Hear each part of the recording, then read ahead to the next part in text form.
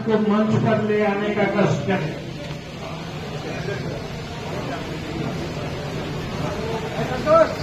अध्यक्ष जी से भी निवेदन।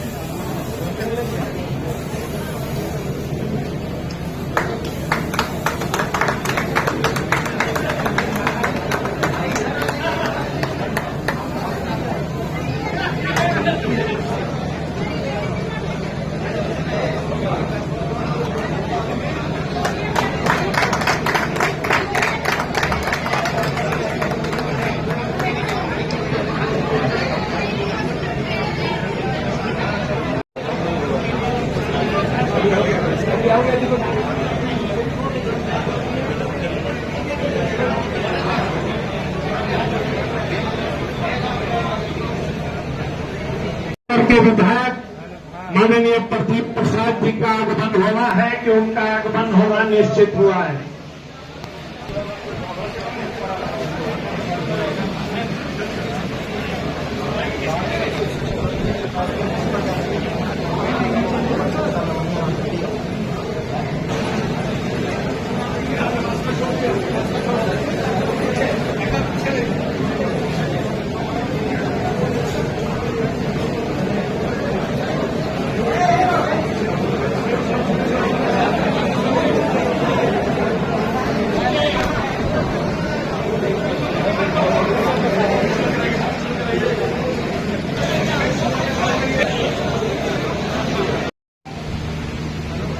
मंच पे आसीन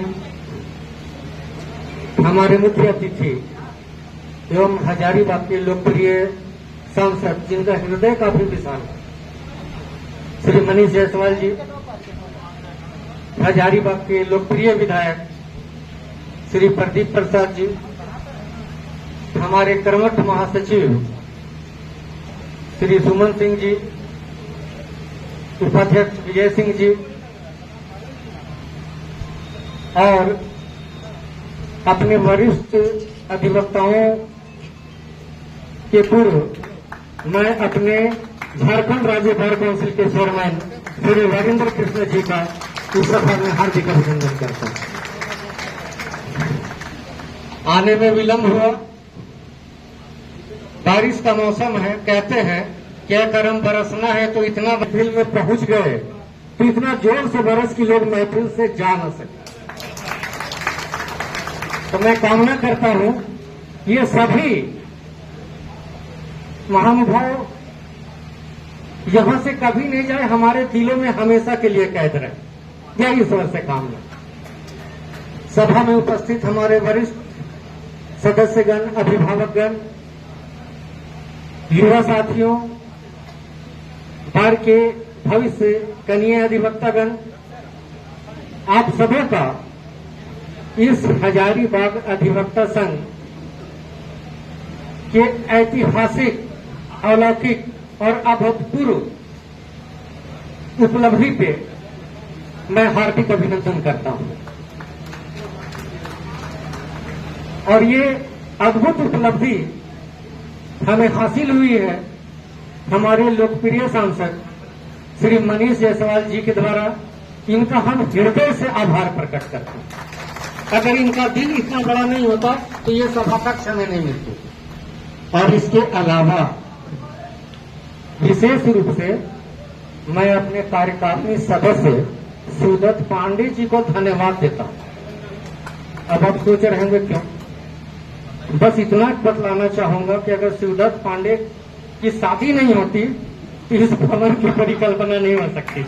क्या मैं संयोग ऐसा है कि शिवदत्त पांडे जी के विवाह में मैं और सचिव महोदय दोनों गए हुए थे, लजीज भोजन का आनंद ले रहे थे। इसी बीच मनीष भैया भी मिल गए। तो इनका हृदय देखिए कितना विशाल है। मैंने सिर्फ एक बात कहा कि मनीष भैया ये सोलर वाला तो फेल कर गया, तो बोले उसमें गलती आप लोग का है। हम लेकर जाने दीजिए, वो फेल कर गया, अब कुछ फेल नहीं होना चाहिए। सचिव महोदय ने भी जोरदार ढंग से बातें रखी। इन्होंने उस शादी समारोह में ही कह दिया कि जाइए, महीना भी नहीं लगेगा, आप लोग जो भी बनाना चाहते हैं योजना बना लीजिए, बजट लेकिन 15-20 लाख से ज्यादा मत रखिएगा। हम लोग आए, हमारे सचिव महोदय बहुत चतुर है, योजनाएं बनाना प्रारंभ किए। हुआ कि क्या किया जाए, तो हुआ कि भवन तो हम लोग कहीं से और होगा व्यवस्था, एक ऐसा चीज क्यों न हो जो पूरे झारखंड में किसी अधिवक्ता संघ के पास नहीं हो, वो तो सिर्फ हमारे हजारीबाग अधिवक्ता संघ में। बस यही परिकल्पना हम लोगों के विचार में आया कि एक अलौकिक सभागार होना चाहिए। मनीष भैया ने कहा था 15-20 लाख का करना, हम लोग वकीलों के दिमाग लगा दिए, हम लोगों ने 27 लाख का बजट बना दिया। 27 लाख का एस्टिमेट बना करके जब अपने निवर्तमान विधायक, वर्तमान लोकप्रिय सांसद के पास पहुंचे, तो इन्होंने कहा कि अच्छा कोई बात नहीं, अब बना दिए तो बना दिए, जाइए बनेगा, जल्दी शिलान्यास करूंगा। अब इनका हृदय और कितना विशाल है मैं ये बताता हूं। ये तो हम लोग लोकल इंजीनियर से नक्शा उक्सा बनवाए थे। जब सरकारी में यह मामला गया तो ये बजट 34 लाख रुपए के लगभग का हो गया। हम सोच में पड़ गए कि उन्होंने 15-20 लाख कहा था, ये तो दुगना हो गया है, क्या ये सपना साकार हो पाएगा?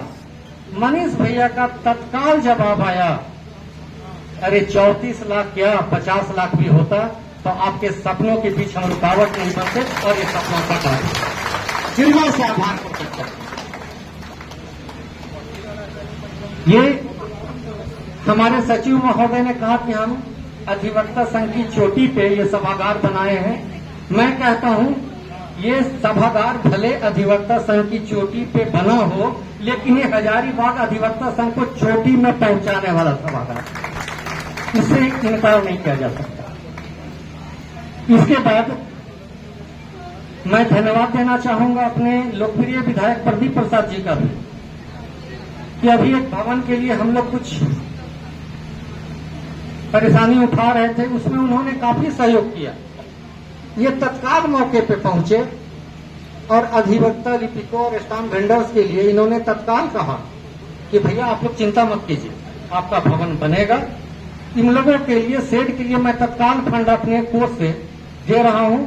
इन लोगों का शेड बन जाता है, तब तक आप इनको अपने यहाँ कहीं एडजस्ट कीजिए। हम लोगों ने उन लोगों को एडजस्ट किया, सम्मान पूर्वक उन्हें बैठने का स्थान दिया। और हमारे लोकप्रिय विधायक जी, उनका भी आशियाना जल्दी बनाने वाले हैं। लेकिन उन लोग का क्या, हमारे सचिव महोदय जी ने कहा ना कि जो हमें देता है उसे ईश्वर देते हैं। विधायक जी, प्रदीप भैया, आपका कोटा बाकी है। और एक अजीब सहयोग है कि आप भारतीय जनता पार्टी से हैं, और यहां की एक एक ईंट अगर आप देखेंगे, हजारीबाग अधिवक्ता संघ की एक एक ईंट अगर यहां पे किसी ने दिया है तो भारतीय जनता पार्टी के प्रतिनिधियों ने दिया है, अन्य किसी ने नहीं दिया। अब सरकार की जब हजारीबाग की honourable justice Sujit Narayan Prasad acting chief justice बने, तो उनके पास ये थे आवाज उठाने वाले कि अधिवक्ताओं का भवन होना चाहिए। उन्होंने सरकार पर दबाव बनाया। सरकार ने कहा कि पूरे 24 जिलों में मैं बनवाऊंगा, लेकिन समय लगेगा। पहले चरण में 8 जिलों का चयन किया गया। आभार प्रकट करता हूं राजा भैया आपका, ये 8 जिलों में 4 ऐसे जिलों को चुना गया पहले चरण में जो हजारीबाग और हजारीबाग से निकले हुए जिले हैं। चतरा, कोडरमा, हजारीबाग और गिरिडीह, इन 4 जिले, 8 में से 4 हजारीबाग को मिला। और विशेष धन्यवाद एक बात के लिए, और चतरा को 2.25 करोड़, कोडरमा को 2.25 करोड़, गिरिडीह को 3.25 करोड़, हजारीबाग के लिए लगभग 5 करोड़ रुपए का जब सैंक्शन हो रहा था, तो इसमें इन्होंने पूरा सहयोग किया। ये लोग कहते हैं ना कि politicians thinks about next election, statesman thinks about next generation, आपने अगली पीढ़ी को देखने का कार्य किया है। इसके लिए मैं आपको हृदय से आभार प्रकट करता हूं। इस सभागार का आज उद्घाटन हो रहा है और इस सभागार के सपने को साकार करने में हमारे लोकप्रिय सांसद महोदय ने जो योगदान दिया वो अविस्मरणीय है। और उन्हीं की इच्छा पे मैं एक घोषणा करना चाहता हूं। उन्होंने अपनी इच्छा को व्यक्त किया कि इसमें पहली सभा 1 नेशन 1 इलेक्शन के एक विचार गोष्ठी से ही हम प्रारंभ करेंगे। इसके लिए आप बिल्कुल आश्वस्त रहें मंत्री, और आपको तय करना है कि किस दिन यह करना है। हजारीबाग के अधिवक्ता आपके समक्ष उपस्थित रहेंगे। अब एक विधायक के रूप में हमारे लोकप्रिय सांसद महोदय ने हमें सहयोग दिया है। सांसद वाला कोटा बाकी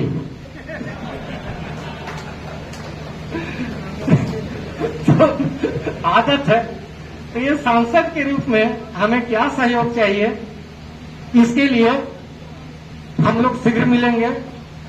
और अभी साथ में बैठे हुए थे हमारे लोकप्रिय सांसद महोदय, तो उन्होंने कहा गरम लग रहा है। क्योंकि गरम तो लगेगा भैया, ठंडा आप ही कर सकते हैं।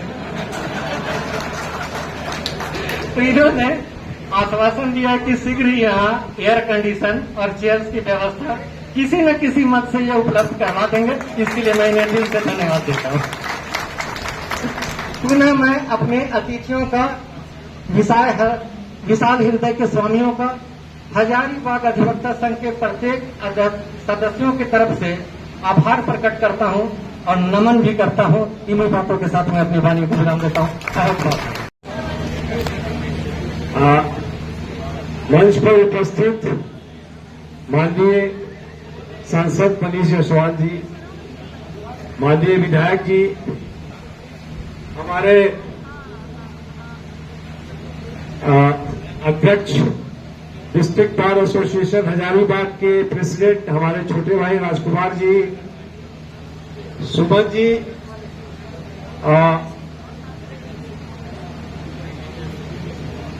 विजय सिंह जी उपाध्यक्ष डिस्ट्रिक्ट बार एसोसिएशन, यहां पर उपस्थित अन्य जितने विशिष्टगण हैं मंच पर, और आप सभी अति विशिष्टगण, इसलिए कि आप हैं तो हम लोग हैं। तो आप सभी का आज के इस ऑडिटोरियम को आप लोग को जो गिफ्ट किया एज ए गिफ्ट, ये एसोसिएशन का, उसमें कितना मेहनत लगा, क्या लगा, ये तो हमारे आपके अध्यक्ष महोदय, आपके सचिव महोदय ने आपको बताया। तो पहले तो इसके लिए मैं आपको धन्यवाद देता हूं, आपके एसोसिएशन को धन्यवाद देता हूं कि आपके एसोसिएशन ने एक इतना बड़ा पहल किया। और सचमुच आपको लगता है कि किसी भी एसोसिएशन, यहां पूरे राज्य में किसी भी एसोसिएशन में इतना सुंदर ऑडिटोरियम नहीं है। ये एक शुरुआत है, एक बहुत बड़ी शुरुआत है। मैं ये याद दिलाना चाहता हूं कि ये जो शुरुआत है, ये शुरुआत देखिए, इसके पीछे हम लोग जो भी करते हैं, इसके पीछे मंशा एक है। लॉयर कम्युनिटी का एक ही गोल है, और वो गोल है यहाँ के व्यक्ति को, या वो किसी भी तबके का हो, उसको न्याय मिले। तो ये जो आपका हॉल है, ये उसको न्याय दिलाने के लिए एक पहल है। अब आप बोलिए कैसे पहल है? तो इस हॉल के जरिए हम लोग जितना अपना एकेडमिक एनहांसमेंट, एकेडमिक डेलिब्रेशंस, आज अपने को यूनाइट रख के अपने जितने भी अधिवक्ता हैं उनको मजबूती प्रदान कैसे की जाए, मजबूती कि वो हरेक प्रत्येक व्यक्ति को न्याय दिलाने में सक्षम हो। व्यक्ति को अगर हम न्याय दिला पाएंगे तो अल्टीमेटली हम समाज को न्याय दिला रहे हैं और देश को सशक्त बना रहे हैं। तो इसलिए सब अरेंजमेंट है, सबके पीछे बस मूल उद्देश्य है कि हमारा जो काम है वो काम sovereign function of the state में स्टेट मदद करना है, वो काम न्याय दिलाना है।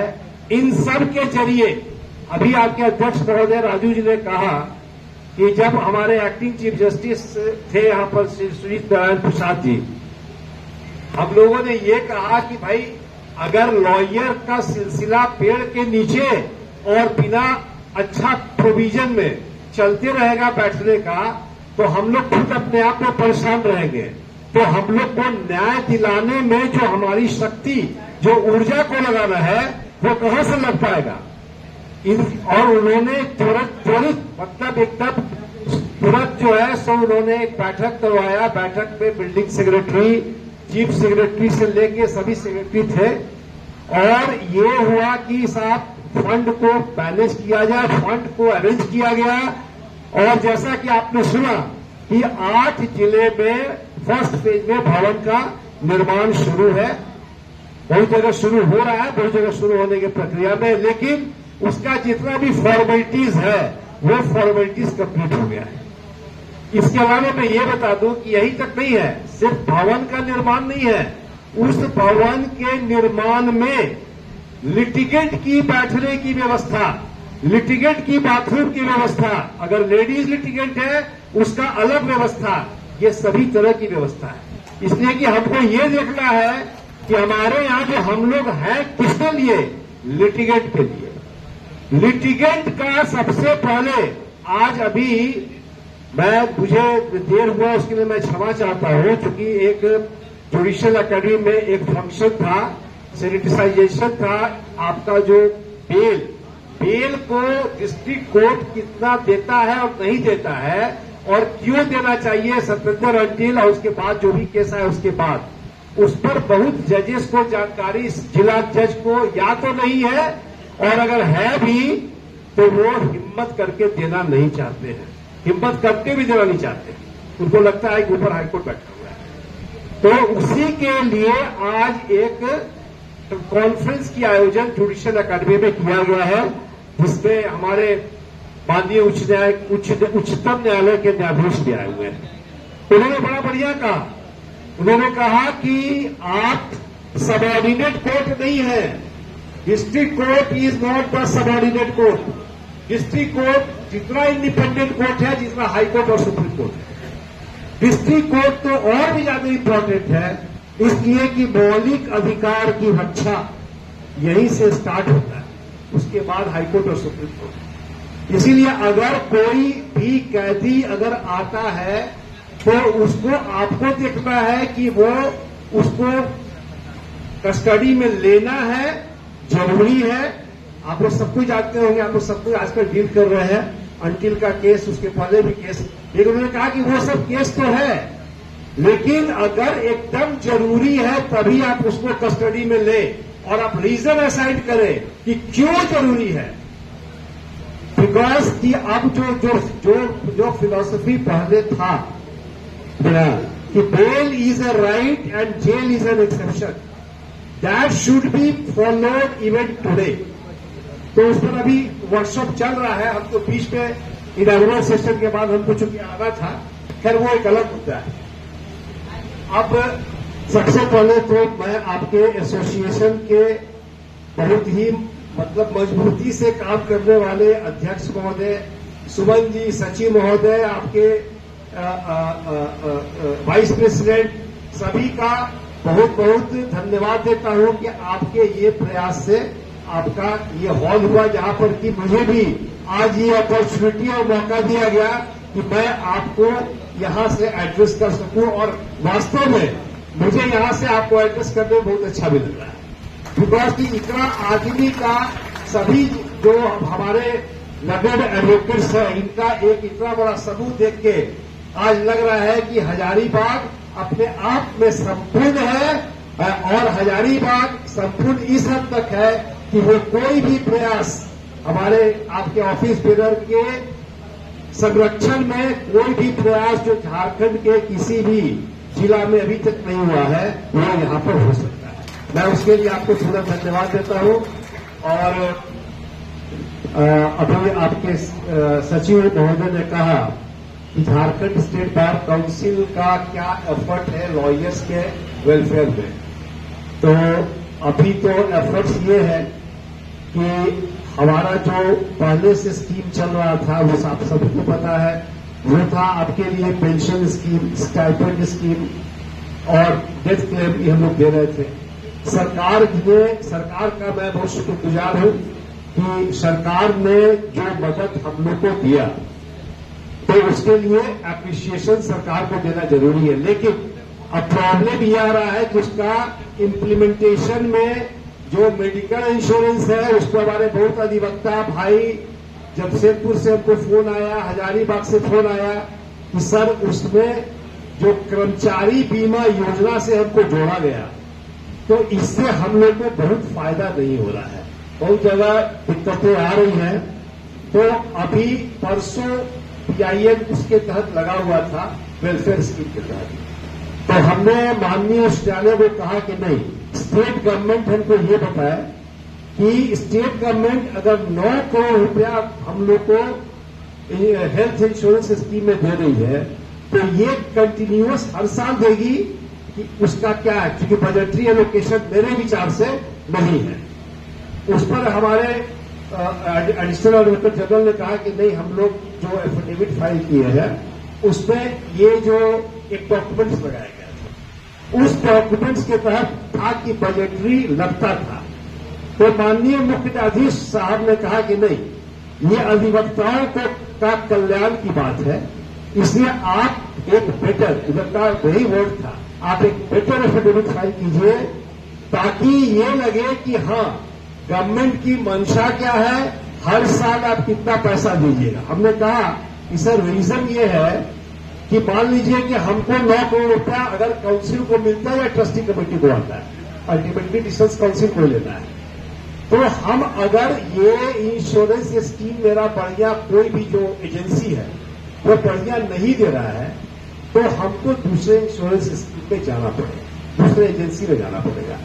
तो हम ये निश्चित पहले हो जाए कि हमको 9 करोड़ रुपया हेल्थ इंश्योरेंस स्कीम में आएगा, ताकि हमारे अधिवक्ता को कम से कम 5 लाख से 10 लाख का इंश्योरेंस उनके फैमिली मेंबर्स को, क्योंकि अभी जो मेरी जानकारी में है कि बहुत से अधिवक्ता का नाम, उनके नाम से कार्ड नहीं इश्यू हुआ है, उनको फॉर्म भरने की भी अपॉर्चुनिटी बहुत को नहीं मिली है।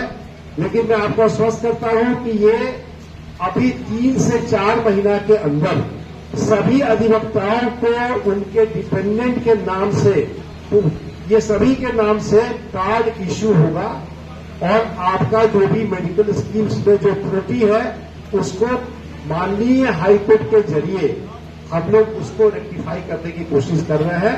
3 का कि अगला 2 वीक के बाद उनका एफिडेविट आने वाला है, तो इसलिए आपको एक सुविधा बहुत बढ़िया मिलेगा, और वो है मेडिकल स्कीम्स का। उसके अलावा 2 स्कीम्स चूंकि हमारा स्टाइपेंड चल रहा है, उस स्टाइपेंड में मैं ये बता दूं, अगर यंग बच्चे यहां पर है जो स्टाइपेंड ले रहे हैं, उनके लिए भी बहुत इंपॉर्टेंट है कि स्टाइपेंड में 2500 हम लोगों ने बढ़ाया है, 2500 सरकार देगी, 5000 रुपया उनको मिलना चाहिए हर महीना।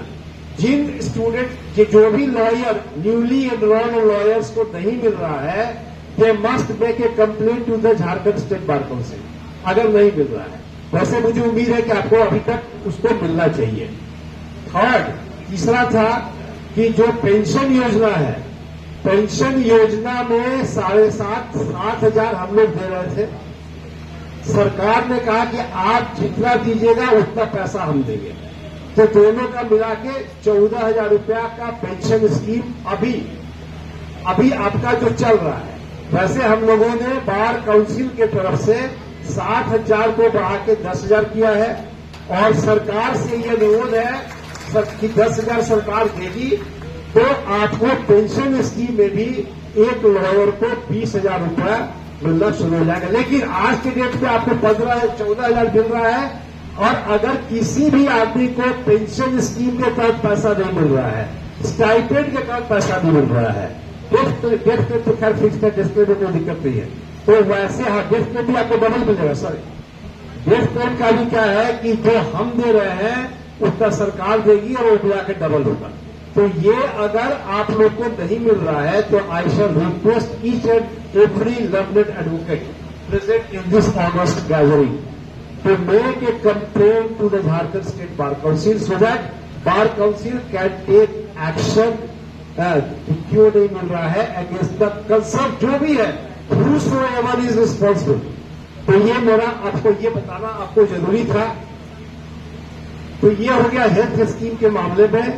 एक और मैं ये जानकारी दूं कि अभी चूंकि हम लोगों के पास अपना एकोमोडेशन पर्याप्त हो गया है, तो हम लोग एक एकेडमिक डेवलपमेंट प्रोग्राम स्टार्ट करने जा रहे हैं।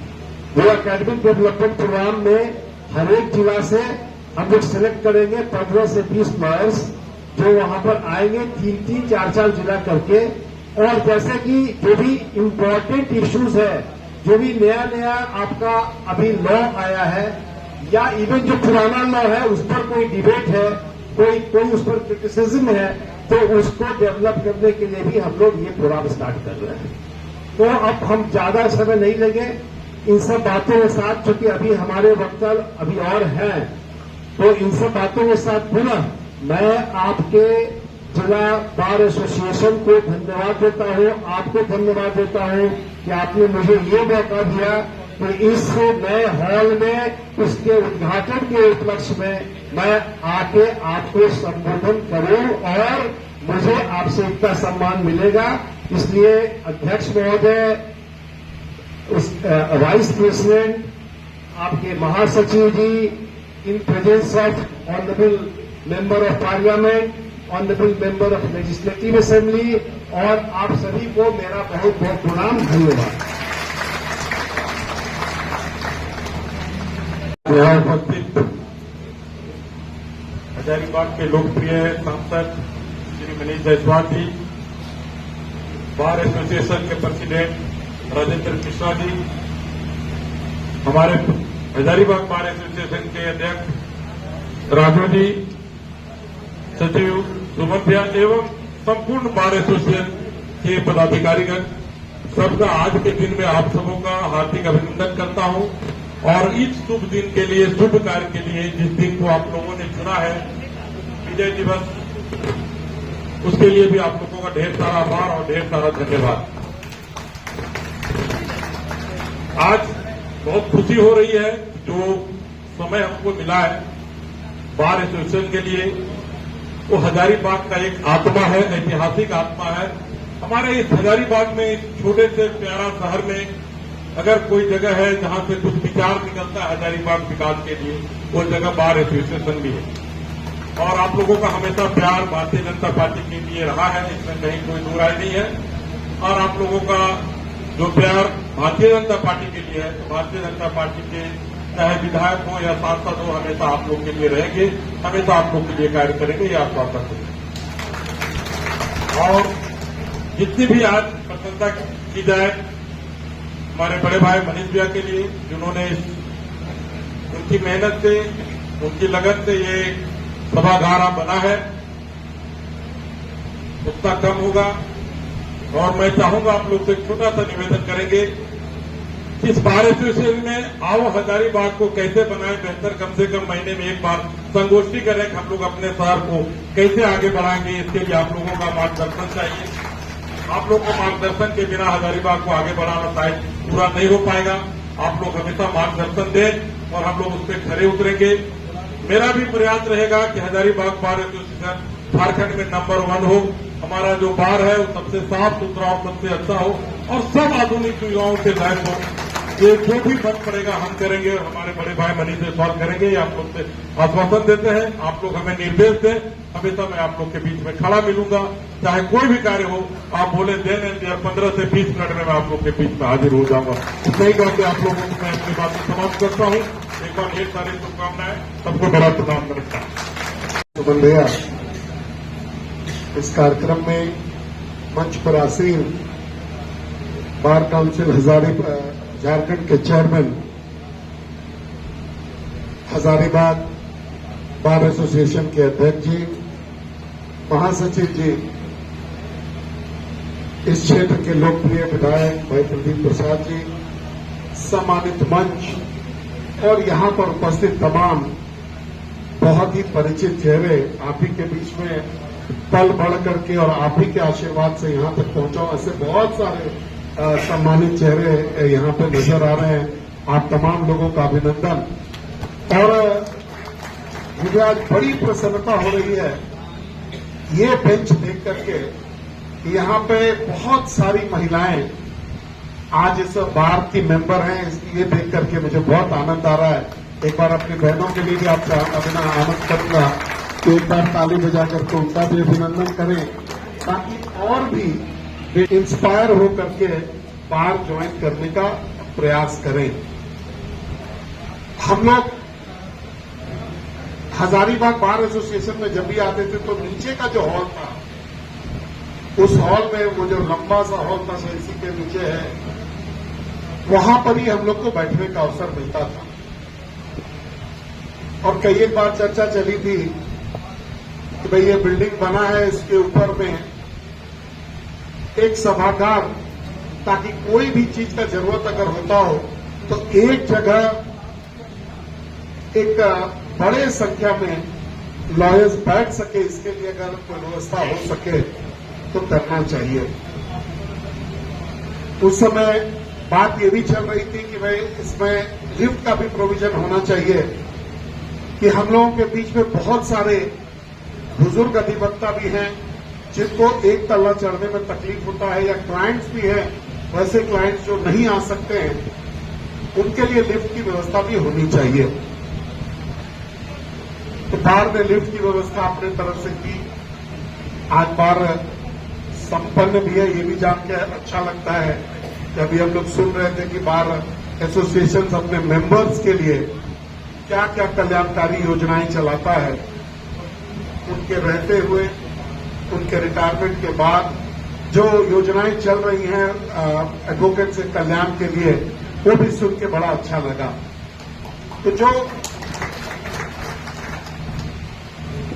सुमन भैया का और राजू भैया का प्रस्ताव आया, राजू भैया ने आपको बताया कि एक शादी में हम लोग मिले थे, तो वहां पे समय भी बहुत रहता है, शादी में आराम से जब गप हो रहा था, तो उसी के क्रम में उनका प्रस्ताव आया कि ये जो छत है, इसके ऊपर अगर हम लोग शेड पे अगर एक हॉल का निर्माण करें तो शायद बहुत अच्छे से इसका हम लोग उपयोग कर पाएंगे। वो दिन और आज का दिन थोड़ा समय ज्यादा जरूर लगा, लेकिन मुझे बड़ी खुशी है कि आज जिस स्वरूप में इस हॉल को देख सकता हूं, अगर इसके चित्र को बाहर भेजा जाए तो ऐसा लगेगा जैसे किसी बैंक्वेट हॉल में हम लोग बैठे हुए हैं। तो सबसे पहले तमाम कमेटी के तमाम सदस्यों को बहुत बधाई, बहुत अभिनंदन कि आपने पैसे का सदुपयोग किया और एक अच्छा हॉल का निर्माण किया है। आगे भी बहुत सारी चीजें हैं जो बननी बाकी हैं। अभी चेयरमैन साहब कह रहे थे कि भाई हम लोग न्यायपालिका में न्याय दिलाने के लिए पेड़ के नीचे बैठ करके, इसका एक उदाहरण हम लोग यहां भी देखते हैं। अगर ऑपोजिट साइड में अगर हम लोग जाएंगे तो वो जो पूरा जो रास्ता अंदर में आता है, उसके बगल में जो पेड़ के छांव में बैठ करके आज भी लोग काम कर रहे हैं। इस समस्या का निदान सरकार ने किया है। ये बार काउंसिल के भवन का जब निर्माण हो जाएगा, ये जो G+3 का जो भवन होगा या G+4 का भवन होगा, उसमें हमको लगता है कि 400 से 500 लोगों के बैठने की व्यवस्था होगी। तो हमको लगता है कि ये जो प्रॉब्लम है आपका, ये पूरी तरह से समाप्त हो जाएगा। विकास एक सतत प्रक्रिया है, जब वो मिल जाएगा तो किसी और चीज की जरूरत पड़ेगी। जैसे पहले कुछ नहीं था तो आपने धीरे धीरे करके सांसद मत, विधायक मत, इन सब चीजों से अपनी चीजों को बढ़ाया। आज सरकार भी उसमें पार्टिसिपेट कर रही है और आप स्वयं भी सक्षम हैं कि आप अपने लिए भी विकास कर सकते हैं। मैं केवल आपको इतना ही आश्वस्त करूंगा कि बार एसोसिएशन हजारीबाग का आन बान और शान है। यहां से पहले चतरा, कोडरमा, गिरिडीह और संभवतः बोकारो भी किसी समय में यहीं से जो है ये डील होता था। रामगढ़ तो था ही। अब धीरे धीरे करके इसके लिमिट्स जो है वो श्रिंक करते जा रहे हैं और लॉयर्स की संख्या भी बढ़ती जा रही है। तो नए कोर्ट्स, नए विषय यहां पे आए हैं हजारीबाग में, चूंकि एक कमिश्नरी टाउन है और बहुत पुराना कमिश्नरी है। हमको लगता है कि जब से कमिश्नरी का निर्माण हुआ तब से झारखंड के पहले कमिश्नरी में से ये है। तो हजारीबाग को इस हिसाब से भी एक माइलेज जो है वो मिलना चाहिए। एक बार पहले हम लोगों ने प्रयास किया था तो कुछ कोर्ट्स यहां आए थे, कुछ स्पेशल कोर्ट्स की मैं बात कर रहा हूं। आगे भी हम लोग को प्रयत्नशील रहना चाहिए कि और भी कोर्ट्स की संख्या यहां पे बढ़े, ताकि आपका जो बिजनेस है, आपका जो प्रोफेशनल जो इनकम है उसमें वृद्धि हो सके, आपके प्रोफेशनल जो कैलिबर है उसमें डेवलपमेंट हो सके। राजू भैया ने गर्मी की बात कही, ऐसा हमने कहा नहीं था, लेकिन एक अच्छा वकील अपनी बातों को अच्छे से रखता है, तभी उसकी पहचान उसी से होती है। तो इन्होंने अपना मार्केटिंग बड़े अच्छे से यहां पे किया, लेकिन सही पूछे तो इसमें जरूरत भी है कि इस हॉल में जो है परमानेंट चेयर्स लगे और इस हॉल में एयर कंडीशनिंग कराई जाए, ताकि आप इसको 12 महीना जो है अपने यूज में ला सके, अलग अलग चीजों में और अलग अलग सेमिनार्स में। आज प्रबुद्धजनों का कोई भी सेमिनार अगर आपको कराना हो तो शायद शहर में आपको कहीं पर भी जगह नहीं है जहां कि आप किसी एयर कंडीशन हॉल में 400-500 लोगों का कोई सेमिनार करा सकते हो। तो हम लोग प्रयास करेंगे, आपका जैसे प्रपोजल आएगा तो हम लोग प्रयास करेंगे कि इसका एयर कंडीशनिंग और इसमें जो फिक्स चेयर्स लगाने का जो व्यवस्था हम लोग किसी न किसी मद से आपको जरूर कराएं। मैं धन्यवाद भी दूंगा सम्माननीय अध्यक्ष जी को इस बात के लिए भी कि उन्होंने जो आज के दिन में इस देश का जो बहुत ही बर्निंग टॉपिक है, वन नेशन वन इलेक्शन, ये समाज के हित में है और जागरूकता के माध्यम से इसमें आगे बढ़ने की जरूरत है, कि लोगों को जागरूक करने की जरूरत है कि भाई इसकी जरूरत हम लोगों को क्यों है। तो आपने इस हॉल में पहले ही संगोष्ठी वन नेशन वन इलेक्शन पे डिक्लेयर की है, मैं आपका बहुत बहुत धन्यवाद देता हूं। जब आप ऑर्गेनाइज करिएगा तो हम लोग को भूलिएगा मत, बस इतना ही आपसे आग्रह है कि हम लोग भी अपने महत्वपूर्ण पॉइंट जो है वहां पे रखना चाहेंगे। तो एक बार आप तमाम लोगों को बहुत बहुत धन्यवाद देते हुए मैं अपनी बात को यहां पे समाप्त करता हूं। आपका बहुत अभिनंदन, बहुत बहुत धन्यवाद।